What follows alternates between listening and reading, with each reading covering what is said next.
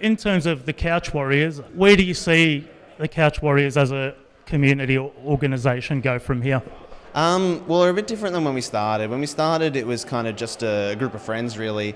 Now we're a proper not-for-profit organisation. We're an incorporated association in Victoria. So our goal really is kind of to help continue to build the community. So it's kind of good now. We've got a lot of different kind of groups around that are running events and things like that. It's not just us anymore. So our role in the future is largely just kind of stepping in when we're needed and helping out and supporting a lot of those communities. Do you plan on expanding interstate? Probably not. I mean, there are communities in most of the larger areas that play games at the moment. So, is also in Sydney, and there's some Adelaide guys and some Brisbane guys and stuff that so we just try to help them out as much as we can, support their events as well. In terms of turnout, how many people are you expecting at BAM 6 this year? We'll probably get around about 300-ish, maybe a little bit more.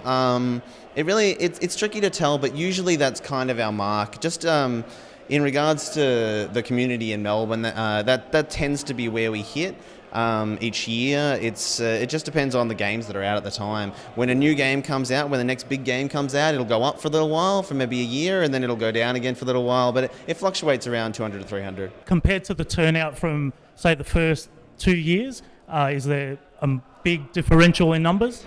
I think probably our high point, we had about 100 more than the first couple. We actually were really kind of surprised. We did really well in the first couple. We expected that we would run an event, and we tried to kind of budget an event that even if we had the amount of people that turn up to the small events, we would kind of break even and we'd do okay. But we had like twice as many people as that turn up, so it was good. I think we probably had about 200-ish or something at the first one, so it's not too bad. We kind of did well, but we'd built a community over a couple of years by that point, so it wasn't like the first thing we ever put on, really. It was just the first big event that we put on. Yeah. How do you pick the games? Is it purely with what gamers are playing and what's most popular? Yeah, I mean, largely it's what people in the community are playing at the time. So a new game might come in, but it might not necessarily get played for very long. We might pick it up for a few months, but people decide they don't like it, and there's not a big enough community around it. But there are a lot of smaller games that people play here that there's only maybe 10 dedicated people that play. But we try to be a space for those people to come and play as well, not just the ones that play Street Fighter and stuff like that. So it really depends. If there's community support for it, it's something we try to run if we can. In the competitive scene, how do you think that's growing in Melbourne and as a wider landscape in Australia? I think we still have some way to go in regards to that compared to the rest of the world. It's certainly a different community in terms of competition these days than it was a few years back. We have a few players who are sponsored and are playing overseas.